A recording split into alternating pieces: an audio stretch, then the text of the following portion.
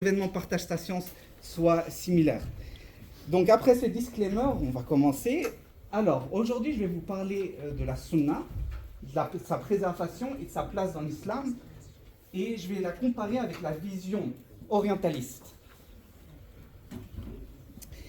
En fait, depuis mon arrivée à l'université, j'ai commencé à m'intéresser à la façon dont l'islam est enseigné dans les cadres universitaires européens. Et à ce même moment, j'avais commencé à étudier de manière un peu traditionnelle, dans les mosquées traditionnelles, la science du hadith, comment elle est enseignée depuis plusieurs siècles. Donc ça m'a permis d'avoir un peu le pied dans les deux camps. Et c'est pour ça que je vais vous présenter un peu les fondements de ces deux approches. Mais ça ne va pas seulement être une présentation, ça va aussi être une défense de l'approche traditionnelle. Parce que souvent, on a tendance un peu à caricaturer ce qui est enseigné dans les universités, que ce soit en Égypte, au Maroc, etc. Et on tend à mettre sur un piédestal tout ce qui vient de l'Occident. Je vais montrer que même selon le paradigme occidental, l'approche traditionnelle a quand même du poids. Alors, on va commencer un peu par des termes d'abord. Vous avez vu dans le titre que j'ai utilisé le terme sunna, mais j'aurais pu utiliser le terme hadith. Ces deux termes en fait sont interchangeables. Mais si on regarde leur définition vraiment dans les lexiques de manière très précise, la sunna veut dire généralement une guidance que l'on devrait suivre. Donc la guidance du prophète sallallahu alayhi wa sallam. Et sinon il y a le terme hadith. Je vais plutôt utiliser le terme hadith dans la présentation.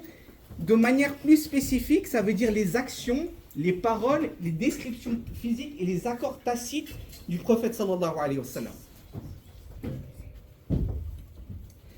Maintenant, on va voir les composantes d'un hadith. Quand dans un livre, il y a un hadith qui est mentionné, il n'y a pas seulement un texte, il y a aussi une chaîne de transmission. Donc vous voyez là, Sherzad Khan, c'est mon arrière-grand-père, a vu sa maison brûler à la fin du 19e siècle à Chersada, dans mon village d'origine. Ça, techniquement, c'est... Bon, je rends l'exemple un peu plus ludique, je ne vais pas citer directement un hadith du prophète sallallahu alayhi wa sallam, mais c'est juste pour vous montrer l'exemple, et comme ça, quand on va venir à l'analyse des hadiths du prophète sallallahu alayhi wa sallam, vous arriverez à mieux comprendre ce que c'est une chaîne de transmission, etc.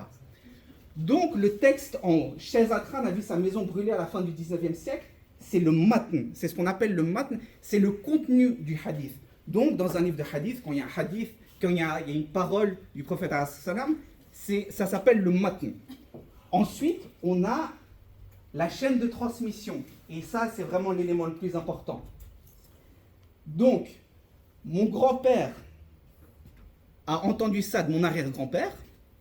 Donc, mon grand-père a ensuite transmis ça à ma mère, qui l'a ensuite transmis à moi, et moi, je le transmets à ma fille. C'est une chaîne de transmission, c'est ce qu'on appelle le sanad. Ces deux termes, sanad et matan, sont absolument nécessaires pour comprendre la science du hadith. Et on voit qu'il y a 4 narrateurs. Le premier narrateur, c'est mon grand-père. Le deuxième, c'est ma mère. Le troisième, c'est moi. Et le quatrième, c'est moi. Mais généralement, les hadiths, ce n'est pas aussi simple que ça. Il n'y a pas qu'une chaîne de transmission. Et il peut y en avoir 2. Donc, imaginons que l'incident n'a pas seulement été rapporté par mon grand-père, mais également par ma grande-tante, donc la sœur de mon grand-père. Donc, ma grande-tante va rapporter cet incident à son fils, donc qui est le cousin de ma mère, qui lui ensuite va le transmettre à son propre fils. Donc c'est mon cousin au 2e degré. C'est une deuxième chaîne de transmission. Mais ce n'est pas encore aussi simple, parce que ça se complique encore. Il se peut que mon grand-père n'ait pas seulement transmis cet incident à ma mère, mais également à mon oncle. Donc on peut transmettre à plusieurs personnes.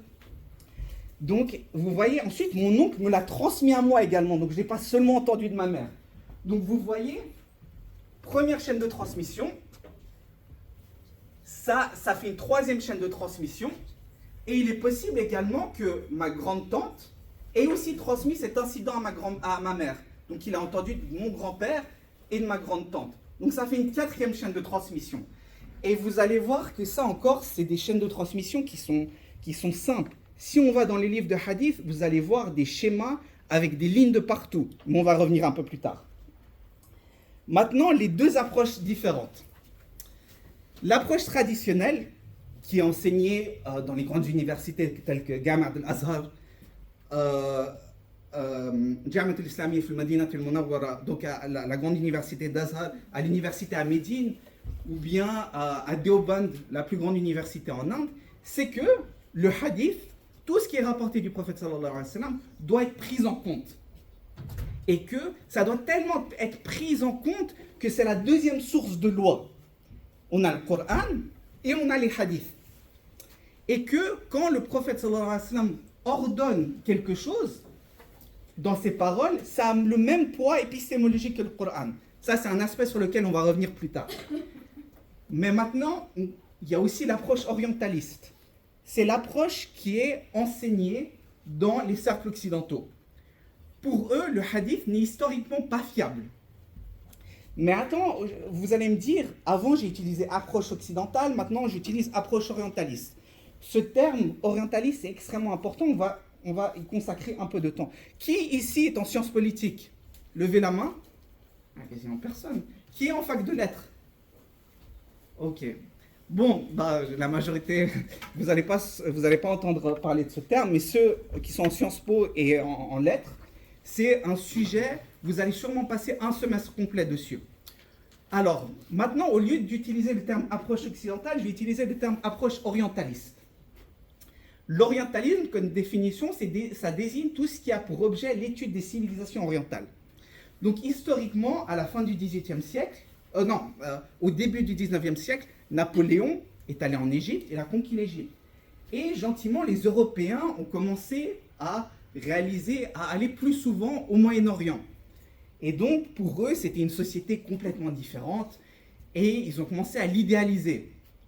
À un tel point que, pour eux, un homme au Moyen-Orient, il a son harem.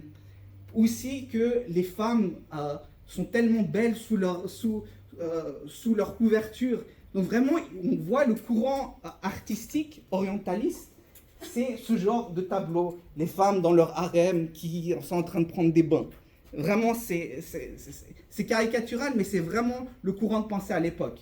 Mais l'orientalisme n'est pas seulement un courant artistique, c'est aussi un courant académique. Donc on va avoir des chaires orientalistes dans les universités occidentales.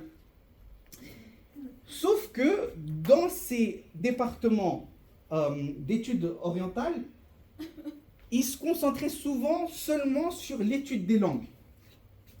Donc, ils apprenaient le mandarin, ils apprenaient l'arabe, ils apprenaient l'hébreu.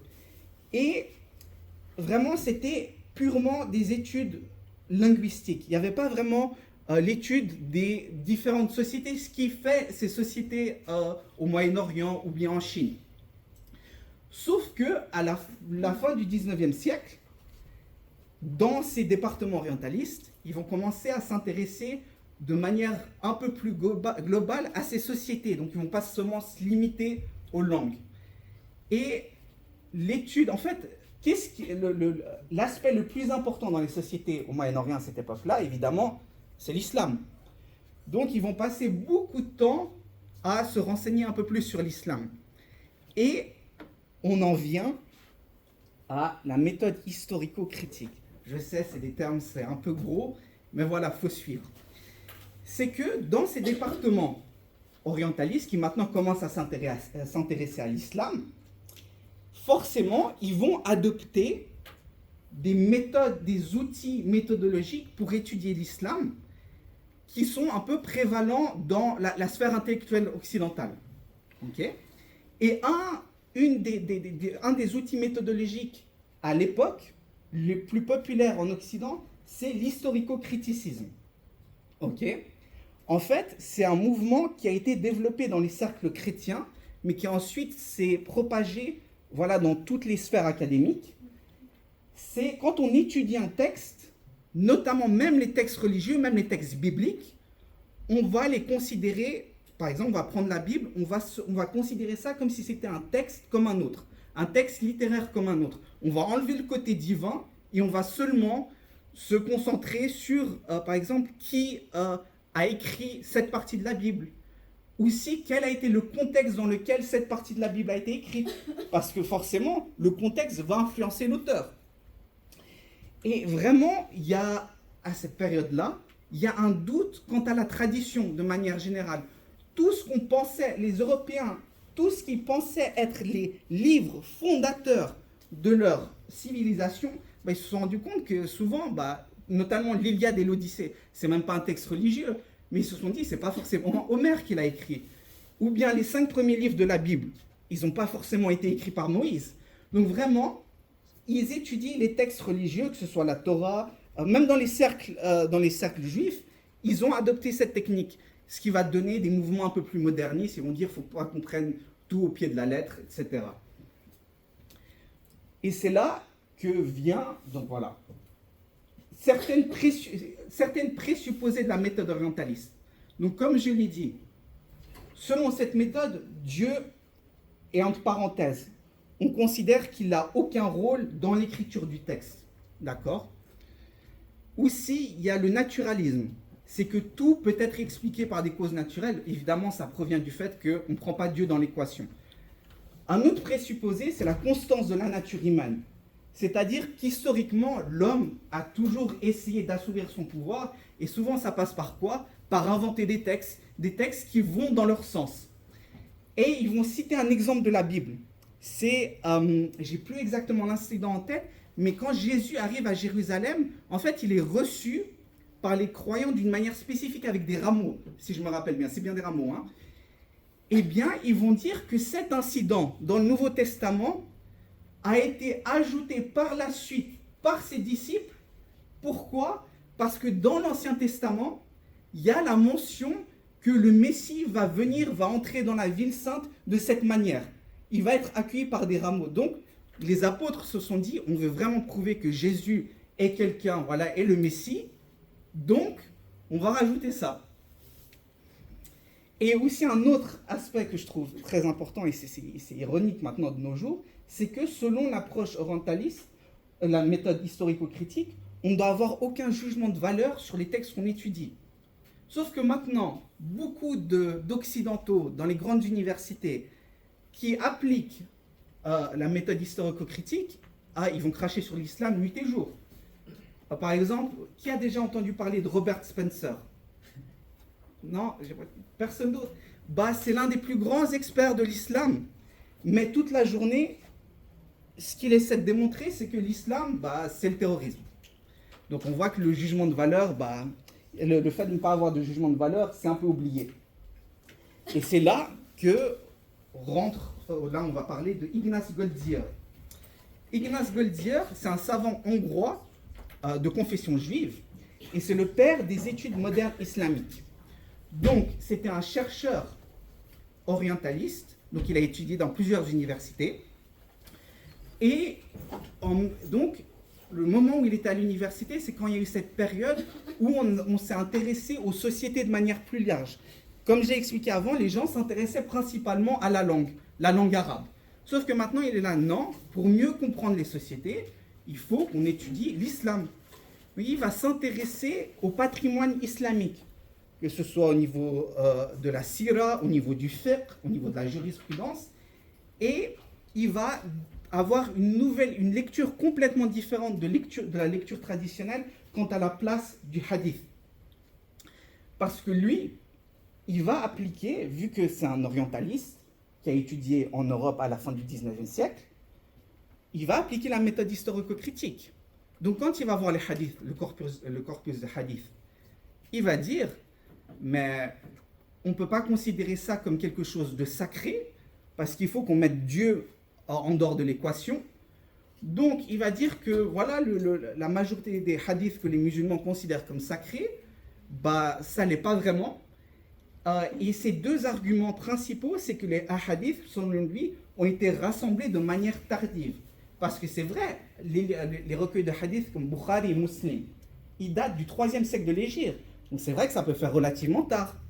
Et aussi, un autre aspect qui prend de la méthode historico-critique, c'est que des hadiths, selon lui, ont été écrits, ont été inventés à des fins politiques.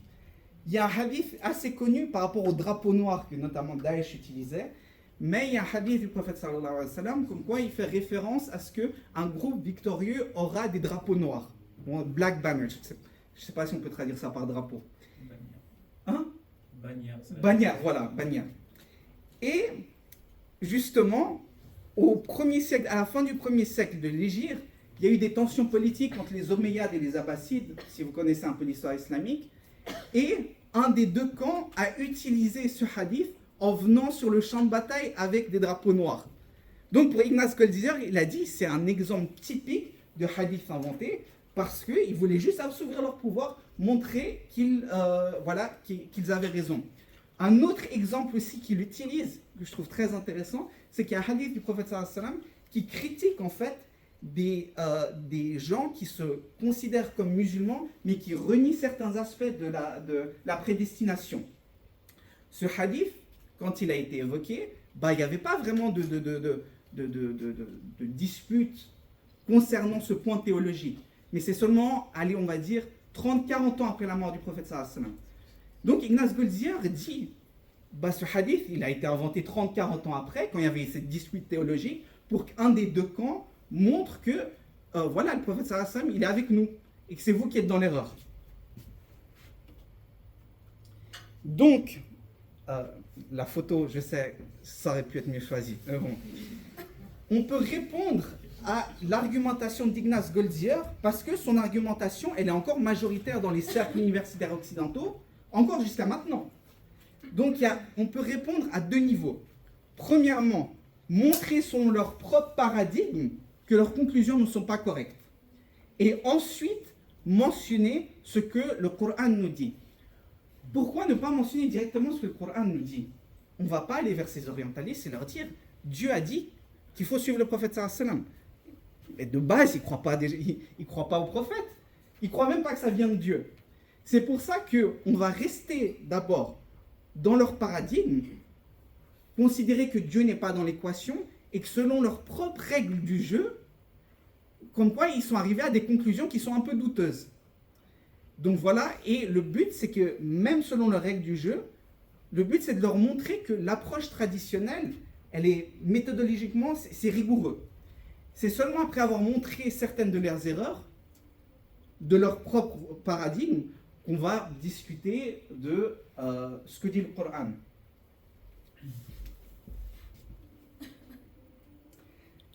Je dirais l'argument principal d'Ignace Goldziher, comme j'ai mentionné avant, c'est que les hadiths ont été écrits 200-300 ans après la mort du prophète sallallahu alayhi wa sallam. Ça, c'est un argument qui revient tout le temps, même sur les plateaux télé aujourd'hui. Et c'est vrai, comme j'ai dit, Bukhari et Muslim, les recueils de hadiths les plus connus, ils ont vécu lors du 3e siècle de l'Hégire. Mais est-ce que ça veut dire que quand ils ont écrit le recueil de hadiths, tout ce qu'ils ont mentionné dedans, ça vient de nulle part? Eh bien non, parce que islamiquement, nous considérons que la manière de transmission préférée après la mort du prophète sallallahu alayhi wa sallam, c'était la transmission orale, plutôt que la transmission écrite. Parce qu'il faut juste réaliser un truc, c'est que ce n'est pas forcément parce que quelque chose est écrit que c'est forcément correct, et ce n'est pas parce que quelque chose est transmis de manière orale que c'est faux. Il faut réaliser qu'à l'époque du prophète sallallahu alayhi wa sallam, limite, si j'allais vers un des compagnons, je disais, ce serait peut-être mieux que tu écrives pour pas que tu oublies. Il met une claque. Tellement leur mode de transmission, leur mémorisation était incroyable. Malgré tout, il y a des hadiths qui ont été écrits à l'époque du prophète sallallahu alayhi wa sallam. Et on a fait des découvertes archéologiques. Notamment dans les années 50, on a un recueil de hadiths écrit par un des élèves d'Abu Huraira, donc le plus grand narrateur de hadith.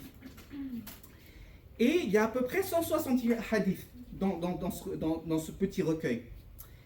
Et si on le compare aux hadiths qui sont mentionnés dans Bukhari et Muslim, et même d'autres recueils de hadiths, ils se trouvent tous dedans. Mais à nouveau, j'ai juste pas envie qu'on se concentre trop sur les preuves écrites. Parce que c'est un peu un mode de pensée aujourd'hui, comme quoi les preuves écrites, c'est forcément les choses les plus correctes. Parce que historiquement, même la transmission du langage et de la culture, à travers les siècles, ça s'est fait de manière orale et pas forcément de manière écrite. Malgré tout, on a déjà des preuves écrites. Et ce qui s'est passé, c'est que à la fin du 1er siècle après la mort du prophète sallallahu alayhi wa sallam, il a commencé à avoir des problèmes politiques, il y a eu des guerres civiles entre les musulmans. Et le calife de l'époque, Omar ibn Abdel Aziz, qui est considéré comme le 5e calife bien guidé, qui est une erreur, mais c'est un grand calife, il a dit à l'un des plus grands savants de l'époque, l'imam al-Zuhri, et ça c'est un fait qui est attesté même par les orientalistes. Omar ibn Abdel Aziz a dit à l'imam al-Zuhri, fais un recueil déjà, regroupe toutes les preuves écrites des hadiths, et aussi voyage, rencontre les spécialistes du hadith pour mettre sur papier ce qu'ils ont dit. Donc ça c'est un fait attesté par les orientalistes. Et on retrouve le livre de hadith le plus connu, le premier livre de hadith vraiment connu, qui a une introduction, différents chapitres selon des thèmes bien précis, c'est Al-Muwatta de l'imam Malik. L'imam Malik, les Maghrébins, je pense, vous le connaissez bien.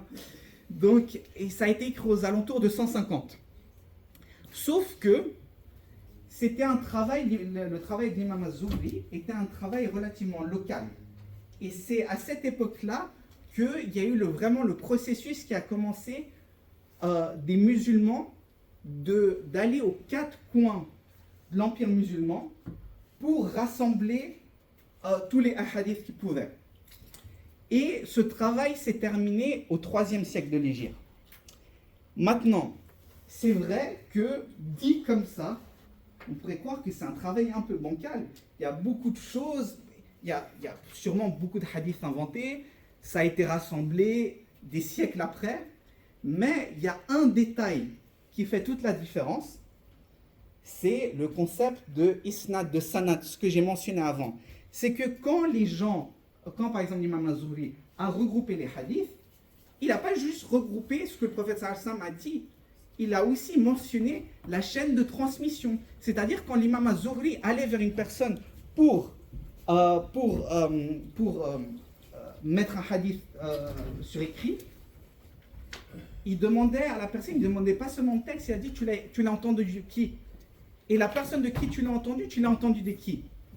Et c'est pour ça qu'on se retrouve avec des sanad, comme je l'ai mentionné là. Donc quand vous allez vers les livres de hadith originaux, vous allez voir qu'il y a plein de chaînes de transmission.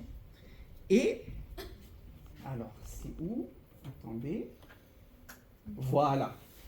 On se retrouve avec des chaînes de transmission de cette manière. C'est un peu, ça paraît intimidant, premièrement. Mais pour vous montrer la précision des savants du hadith, vous voyez toutes les personnes mentionnées. Eh bien, on a leur biographie complète, on sait leur niveau de pratique religieuse, on sait leur niveau de mémoire, à quel point ils étaient bons pour mémoriser les choses. Et donc, à travers le fait qu'on a toute cette liste, ces chaînes de transmission, les savants ont pu faire des analyses pour finalement trouver et assess quels étaient les hadiths authentiques. Donc généralement ça passe comme ça. La première étape qu'ils vont faire, c'est ils vont vérifier le texte du hadith. Est-ce que le hadith ne contredit pas le Coran? S'il contredit le Coran de manière claire, on ne va pas le prendre en compte. Ou bien est-ce qu'il contredit d'autres hadiths qui sont plus authentiques? Est-ce que le hadith en question va à l'encontre de la raison? Donc déjà, il y a un moyen de filtrer rien qu'en regardant le texte. Mais ensuite, le moyen de filtrer principal, je dirais, c'est par rapport à la chaîne de transmission. Déjà, est-ce que la chaîne de transmission est directe vers le prophète sallallahu alayhi wa sallam? Est-ce qu'il y a une coupure entre les deux? Ça, c'est un élément qu'on va regarder. D'ailleurs, c'est pour ça qu'on a la biographie de tous les narrateurs. Et en ayant leur biographie et où ils ont vécu, on peut savoir, être sûr s'ils ont vraiment rencontré la personne de qui ils rapportent. Et c'est pas seulement ça, chaque personne qui rapporte un hadith, toutes les personnes dans la chaîne de transmission, ça doit être des personnes extrêmement pieuses. C'est pour ça que dans les biographies des narrateurs, on sait si ils commettaient des grands péchés. Parce que dès qu'une personne commet un grand péché, on va dire, on préfère ne pas prendre sa parole en compte, puisque là, s'il commet un grand péché en public, on n'est pas sûr, est-ce qu'il va vraiment rapporter ce que le prophète sallallahu alayhi wa sallam a dit. Donc vraiment, on veut être sûr, il voulait être sûr que toutes les personnes aient un niveau de pratique correct. Et aussi au niveau de la mémoire. La mémoire devait être absolument, par exemple, un des tests, quand on lit la biographie des narrateurs, souvent, c'est mentionné que les gens dans les chaînes de transmission, souvent, ils se testaient entre eux. C'est-à-dire, par exemple, j'ai mon ami Taoulent là. Taoulent, il me rapporte un hadith. Il me le rapporte. Et par exemple, pour voir si vraiment il a une bonne mémoire, 3-4 ans après, je retourne vers lui et je lui demande, tu m'as rapporté un hadith il y a 3 ou 4 ans. S'il me rapporte la même chose avec la même chaîne de transmission, déjà ça c'est un test. Donc la chaîne de transmission, voilà. Aussi, vous allez vous dire, mais pourquoi est-ce qu'il y a différents recueils de hadith? On entend souvent parler de Bukhari, on entend souvent parler de Muslim, on entend souvent parler de Sunan ibn Majah. C'est que tous ces savants, en fait, il y a différents types de recueils de hadith. Il y en a certains qui sont dédiés à la jurisprudence islamique. Donc, ils vont que rapporter les hadiths qui ont un lien, comment on fait la prière, comment on fait les ablutions. Il y en a d'autres où c'est plutôt, oui, ils vont classifier les hadiths par quel est le compagnon qui rapporte ce hadith. C'est-à-dire, ils vont avoir une liste de tous les compagnons et sous leur nom, ils vont rapporter tous les hadiths qui remontent jusqu'à eux. C'est pour ça qu'il y a différents types de hadiths, différents types de recueils de hadiths. D'accord? Mais les deux plus connus sont Bukhari et Muslim. Et on va dire que la communauté islamique s'est mise d'accord à travers les siècles pour dire que quand un hadith se trouve dans Bukhari ou dans Muslim, on peut être sûr que le prophète sallallahu alayhi wa sallam a dit. Aucun livre n'est parfait. Il y a juste le Coran qui est parfait. Et il se peut que dans Bukhari et Muslim, il y ait des chaînes de transmission qui ne soient pas vraiment authentiquement liées vers le prophète sallallahu alayhi wa sallam. Mais sauf qu'un hadith peut avoir 15, 20 chaînes de transmission. Donc même si une chaîne de transmission n'est pas OK, il y en a 14, 15 autres pour confirmer que ça va vers le prophète sallallahu alayhi wa sallam. Et aussi, les savants du hadith, à travers les siècles, ils ont eu aucun souci à admettre qu'il y a eu des tentatives de manipulation. C'est un fait clair et net qu'on a des recueils de hadiths qui sont faux. C'est vraiment, par exemple, pour vous dire, qui connaît le hadith, va étudier la source religieuse même si c'est en Chine. Vous en avez déjà entendu parler, ça ou pas? Ça, typiquement, c'est un hadith qui n'est pas authentique. Mais ils n'ont surtout aucune gêne à admettre qu'il y a eu des tentatives de manipulation au niveau de la politique. Parce que les savants du hadith vivaient, surtout les 2-3 premiers siècles après la mort du prophète Hassan, il y avait plein de tensions entre différents groupes de musulmans. Et ils savaient que ces différents groupes allaient souvent essayer d'inventer quelques hadiths pour vraiment montrer qu'ils étaient sur la vérité. Un autre élément à prendre en compte qui démontre comment les savants du hadith étaient transparents, c'est que les savants religieux, les savants du hadith avaient généralement pas une bonne relation avec les gouvernements en place. L'imam Ahmed, un des savants les plus connus, il s'est fait torturer pendant je ne sais combien de temps. L'imam Bukhari, le plus grand imam du hadith, il est mort tout seul sur la route après que plusieurs gouverneurs lui disent de partir. Donc l'idée comme quoi ces savants auraient été influencés par les gouvernements en place pour qu'ils ils disent oui, le hadith que tu viens d'inventer, il est OK, ça passe pas vraiment. Et même, moi, un autre exemple que je trouve intéressant, c'est que souvent les savants du hadith, ils critiquaient même les gens de leur propre famille. Par exemple, on a l'imam Abu Daoud, Sunan Abi Daoud, c'est un recueil de hadith relativement connu. Il est écrit par Abu Daoud. Et Abu Daoud, quand il parle de son fils, il dit non, les hadiths qui proviennent de lui, il ne faut pas les prendre en compte. Parce je me souviens plus, parce qu'il n'a pas une bonne mémoire. Parce qu'il savait que Là, on parle de l'intégrité, on parle du prophète sallallahu alayhi wa sallam. On ne veut pas mentir sur lui. Et voilà, aussi, il faut réaliser que le hadith, c'est pas seulement transmis de manière orale ou de manière écrite.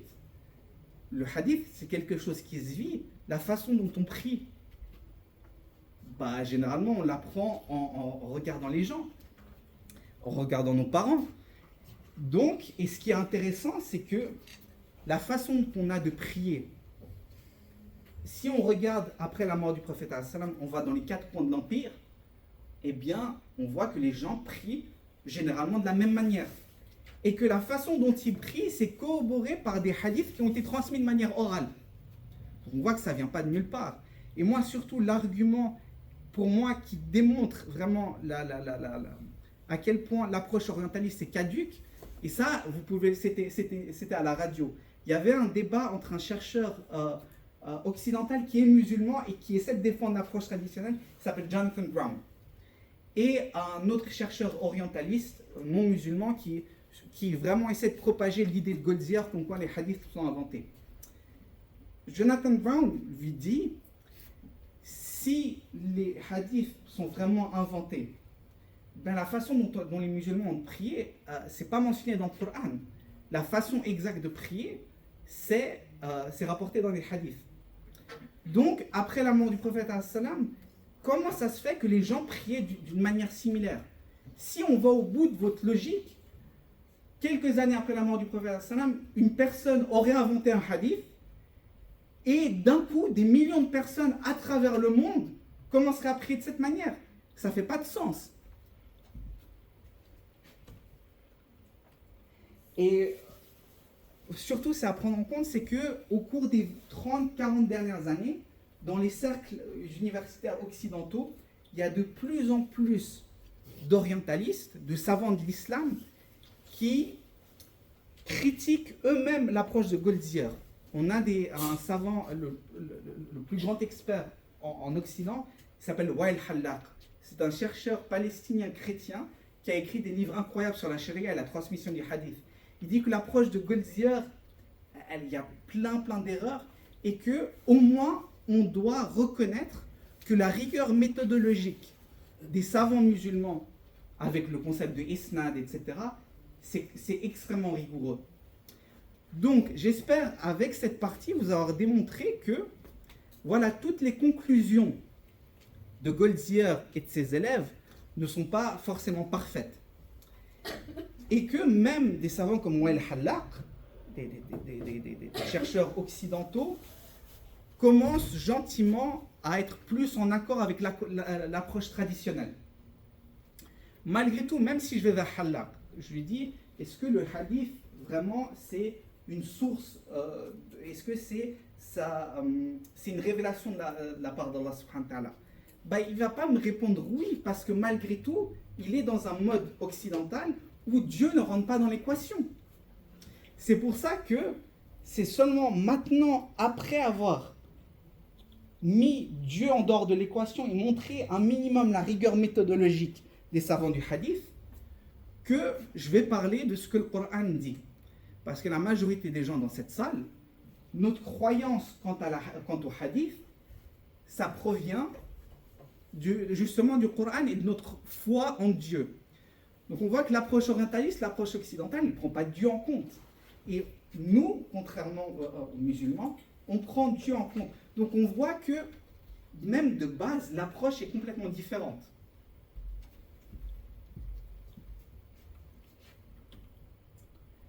Alors, que dit le Coran sur la science du hadith? Mohammed est considéré comme le détenteur de 2 révélations, le Coran et la Sunna. Sunna, on peut l'utiliser de manière interchangeable avec hadith. Il enseigne, en fait, le prophète est là pour enseigner la bonne compréhension et pratique des versets coraniques. Dieu a béni les croyants en élevant en leur sein un messager de parmi eux pour leur réciter ses révélations et les purifier et leur enseigner l'écriture et la sagesse. On a un autre verset, c'est lui qui a envoyé à des gens sans livre un messager de leur qui leur récite ces versets, les purifie et leur enseigne le livre et la sagesse. Parce que si on est vraiment... Là, je vais réfléchir, l'argument que je vais citer, c'est vraiment d'un point de vue purement rationnel. vous ne trouvez pas que c'est une insulte de dire que le prophète Hassan était juste un réceptacle pour réciter le Coran? Est-ce que c'était juste un réceptacle?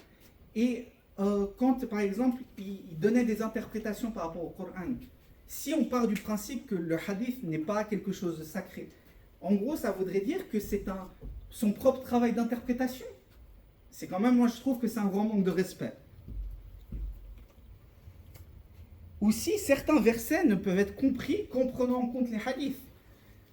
Et nous avons fait de vous une communauté de justes, que vous soyez témoins aux gens, comme les... non, c'est à partir de là. Et nous n'avions établi la direction vers laquelle tu te tournais que pour savoir qui suit le messager et qui s'en retourne sur ses talons. Ça veut dire quoi? Ça fait référence à quoi? La Qibla, ouais, mais la Qibla avant, c'était quoi la Qibla? Jérusalem, mais comment vous savez que c'est Jérusalem? Non, mais comment vous savez? Mais parce que c'est des récits mentionnés par le prophète Hassan qui expliquent. Sans ça, vous ne pouvez pas savoir. On est obligé de comprendre le Coran à travers les actions et les paroles du prophète Hassan. Et aussi, un autre argument qu'on peut utiliser pour montrer que le hadith est sacré, c'est que Allah a promis de protéger le Coran. En vérité, c'est nous qui vous avons fait descendre le Coran, c'est nous qui en sommes gardiens. Forcément, si la sunna est le moyen de comprendre le Coran, ça rentre aussi dans ce verset. Aussi, le prophète sallallahu alayhi wa sallam, y a des versets qui démontrent qu'il a autorité pour rendre une chose licite ou illicite. Le rend licite les bonnes choses, leur interdit les mauvaises. Mais est-ce que ça veut dire que le prophète sallam dit rend licite ou illicite, voilà, selon sa propre volonté? Non, c'est parce que c'est une forme de révélation. Lorsque le prophète sallam explique des choses quant à la religion, il n'explique pas de lui-même, mais c'est une révélation de la part de Dieu. C'est pour ça qu'on a certains savants qui disent que les hadiths gouvernent le Coran et le Coran ne règne pas sur les hadiths. C'est vrai que c'est un statement c'est une parole qui peut être assez choquante. Le but n'est pas de dire que les hadiths sont meilleurs que le Coran. Parce qu'en réalité, le Coran peut être récité pour avoir des bonnes actions. Le Coran peut être récité dans la prière. Le Coran a des bienfaits que les hadiths ne peuvent pas avoir. Mais au niveau de la législation, quand le prophète sallallahu alayhi wa sallam ordonne quelque chose, c'est à prendre au même poids que le Coran. Aussi, il y a un autre découlé de notre croyance dans le Coran que les orientalistes ne peuvent pas prendre en compte dans leurs analyses. En croyant au Coran, nous croyons fermement que les Sahaba, que les compagnons du prophète sallallahu alayhi wa sallam, de manière générale, lorsqu'ils transmettent des hadiths, eh bien, ils disent la vérité. Et c'est basé sur ce verset, les tout premiers croyants parmi les émigrés et ceux qui les suivent en toute vertu, Allah les agrée et il les agrée. Parce que, donc il y a encore d'autres versets coraniques. Parce que sans les compagnons, le Coran ne serait pas préservé, puisque c'est à travers les compagnons que le Coran a été préservé et que les hadiths ont été préservés. Et ce verset nous permet de comprendre un peu la psychologie des compagnons. Les compagnons savaient qu'ils étaient en face du prophète sallallahu alayhi wa sallam. Forcément, ils vont avoir une admiration et quand ils sont proches de lui, ils vont faire extra attention à ce qu'il dit, à ce qu'il fait. D'ailleurs, le prophète sallallahu alayhi wa sallam avait l'habitude de répéter les choses plusieurs fois pour que les compagnons comprennent. Typiquement, on a un fan de foot. Il est accro à Lionel Messi, même si je suis plutôt team Ronaldo. Mais il est vraiment à fond sur Lionel Messi. Il veut devenir footballeur plus tard. Imaginez, il passe une semaine avec Lionel Messi. Il va le regarder, il va le suivre H24. Il va essayer de l'imiter complètement. Il va se souvenir de toutes ces discussions avec lui. Maintenant, quelles sont les conséquences de renier les hadiths?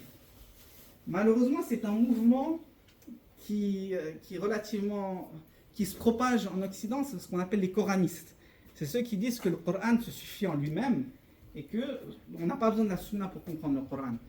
Bon, déjà, comment est-ce qu'ils font la prière, parce qu'il n'y a pas la mention de comment faire exactement la prière ou bien le nombre de prières dans le Coran.